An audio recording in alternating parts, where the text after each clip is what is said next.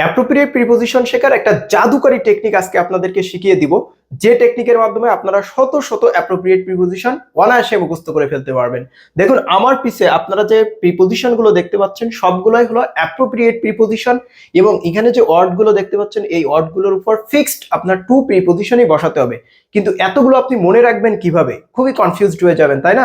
But কনফিউশনের কিছুই নাই, just 30 সেকেন্ডে আপনি এই সবগুলোই মনে রাখতে পারবেন।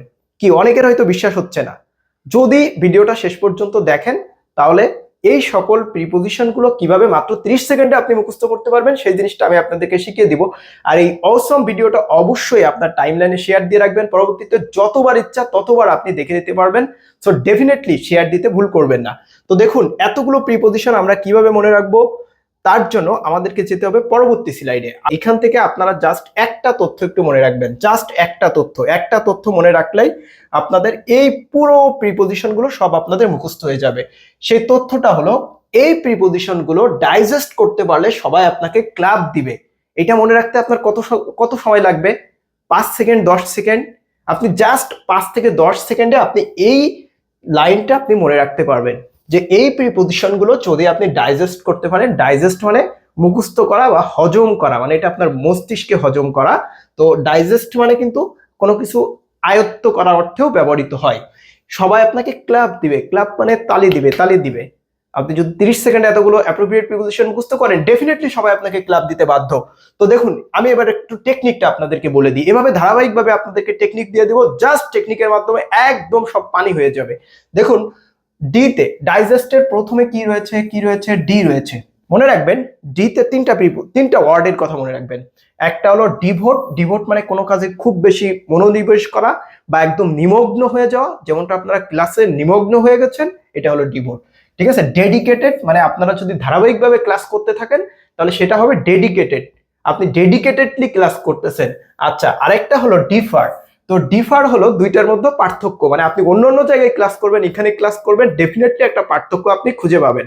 আচ্ছা, তিনটা ওয়ার্ড মজার সহকারে কিন্তু আপনাদেরকে বলে দিলাম। তিনটা ওয়ার্ড কি? একটা হলো ডিভোট, ডেডিকেট এবং ডিফার। এই তিনটা ওয়ার্ডের পরে সবসময় টু প্রিপোজিশন মাস্ট বসবে, এই জিনিসটা মনে রাখবেন। আচ্ছা, ডাইজেস্টের পরবর্তীতে আছে দেখেন আই। আচ্ছা, আইতে তিনটা ওয়ার্ড। একটা হলো ইনফেরিয়র, মানে মানুষ যেমন সকল প্রাণীর ভিতরে সুপেরিয়র, আর অন্যান্য প্রাণী মানুষের তুলনায় ইনফেরিয়র। ওকে, ইনফেরিয়র মানে তুলনামূলকভাবে ছোট বা নিকৃষ্ট। ইনডিফারেন্ট মানে উদাসীন, এবং ইন্ট্রোডিউস মানে পরিচয় করা। তো এই তিনটা ওয়ার্ডের পরে সবসময় আপনার টু প্রিপোজিশন ব্যবহার করতে হবে, এবং এটা আপনার জন্য ম্যান্ডেটরি। কারণ আপনি এই ওয়ার্ডগুলোর পরে অন্য কোনো প্রিপোজিশন ব্যবহার করতে পারবেন না, কারণ এটা হলো অ্যাপ্রোপ্রিয়েট। এখানে টু প্রিপোজিশন যে আপনাকে ব্যবহার করতে হবে এটা আপনার জন্য ম্যান্ডেটরি, এটা ফিক্সড। সো সবসময় কিন্তু আপনাকে টু ব্যবহার করতে হবে।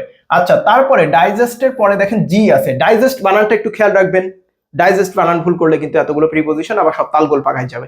বানানটা মনে রাখবেন। জি তে আপনারা কয়েকটা ওয়ার্ড। একটা হলো গিভ, আপনাকে দিলাম। রাইজ, আপনি উপরে উঠলেন, মানে আপনার লেভেলটা উপরে উঠলো, শিখলেন। তারপর গ্রেটফুল, আপনি চাইলে আমার প্রতি কৃতজ্ঞ থাকতে পারেন। তো এই ওয়ার্ডগুলোর পরেও আপনি টু প্রিপোজিশন ব্যবহার করবেন। Definitely I am grateful to you, আমি তোমার প্রতি কি আপনার প্রতি কৃতজ্ঞ। তো এই জাতীয় ওয়ার্ডগুলোর পরে কিন্তু সবসময় টু প্রিপোজিশন হয়। আচ্ছা, তারপরে কি আছে দেখুন তো, ই আছে। ইতে তিনটা ওয়ার্ড মনে রাখবেন। একটা হলো ইকুয়াল মানে সমতা, একটা হলো এক্সপোজ মানে প্রকাশ করা। যেমন অনেকেই বলে যে তুমি তো প্রথম আমার সাথে অনেক ভালো ছিলে, এখন নিজেকে এক্সপোজ করেছো। সেই এক্সপোজ হলো এটাই, নিজেকে প্রকাশ করা বা কোনো কিছু প্রকাশ করা। এবং অ্যান্টাইটেল, অ্যান্টাইটেল মানে কোনো কিছুর অধিকারী, সত্তা অধিকারী, মালিক হওয়া। ঠিক আছে। এই তিনটা ওয়ার্ডের পরে সবসময় টু প্রিপোজিশন বসে, ফিক্সড। সবসময় আপনাকে এই তিনটা ওয়ার্ডের পরে অ্যাপ্রোপ্রিয়েট প্রিপোজিশন হিসেবে টু ব্যবহার করতে হবে। আচ্ছা, তারপরে দেখেন আমরা ডাইজেস্টের পরে আছে এস এবং টি। তো এস তে তিনটা ওয়ার্ড আছে। একটা হলো সাবমিট, সাবমিট মানে জমা দেওয়া। একটা হলো স্টিক, স্টিক মানে এখানে লেগে থাকা। আর একটা হলো সুপেরিয়র। তো আমরা আগে দেখছিলাম ইনফেরিয়র, এবার দেখলাম সুপেরিয়র। ইনফেরিয়র মানে নিকৃষ্ট বা কম্পারেটিভলি ছোট বা তুলনামূলকভাবে খারাপ। সুপেরিয়র মানে যেটা ঊর্ধ্বতন কোনো কিছু, মানে উপরের লেভেলের কোনো বিষয়। তো এরপরে টু প্রিপোজিশন বসে, দারুণ রুল কিন্তু। এরপর দেখেন টেন্ড। টেন্ড মানে হলো প্রবণতা, মানে কোনো কিছু করার দিকে যে ঝোঁক, এটাকে বলা হয় টেন্ড। একটা হলো ট্রু, আর টাই মানে হলো বন্ধন, লেগে থাকা। তো এই তিনটা প্রিপোজিশনের পরেও টু প্রিপজিশন বসে। আশা করি আপনাদেরকে ভুল হবে না। আচ্ছা, এবার যে আপনি এইগুলো শিখে গেলেন, এবার আপনার ক্লাব দেওয়ার পালা। যেহেতু আপনি খুব দারুণভাবে টেকনিকের মাধ্যমে শিখে যাচ্ছেন, সো আপনাকে ডেফিনেটলি ক্লাব দিতে হবে, তাই না? তো আমি একটু ক্লাবের সিতে কি, সিতে হলো একটা হলো কন্ট্রিবিউট করা মানে অবদান রাখা, একটা হলো কনসেন্ট সম্মতি দেওয়া, আর একটা হলো ক্রসপন্ড মানে সাড়া দেওয়া। তো এরপরে টু প্রিপজিশন ব্যবহৃত হবে, ঠিক আছে? তারপরে লেড, লিসেন এবং লয়াল। তো লেড মানে কি? লিড মানে নেতৃত্ব দেওয়া, লিসেন মানে শোনা, লয়াল মানে অনুগত। যেমন I am loyal to you, আমি তোমার প্রতি অনুগত। তো এই তিনটা প্রিপজিশনের পরেও কিন্তু টু বসবে। তাহলে সিএল, এটাকে আবার কেউ ক্লোরিন মনে করেন না যারা সায়েন্সের স্টুডেন্ট, এটা কিন্তু ক্লাফের সিএল। আচ্ছা, তারপরে এতে আমরা তিনটা ওয়ার্ড মনে রাখবো। একটা হলো অ্যাডিক্টেড, মানে আমি তোমার প্রতি আসক্ত, I am addicted to you, I am addicted to this work, আমি এই কাজে আসক্ত বা আমি তোমার প্রতি আসক্ত।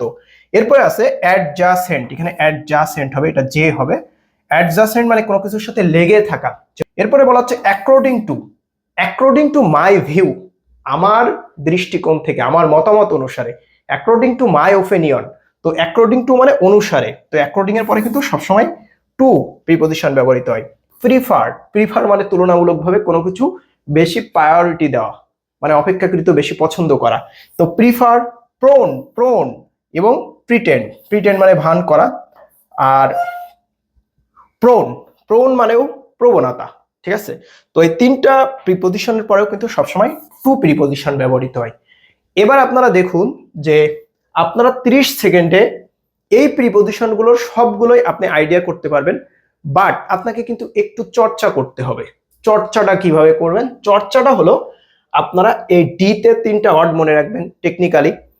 আর টেকনিক জিনিসটা কি? টেকনিকটা আসলে আপনাকে সহজ করে দেয় শেখার পথটাকে, একই সাথে আপনার কনফিডেন্টের লেভেলটা রাইজ করে দেয়।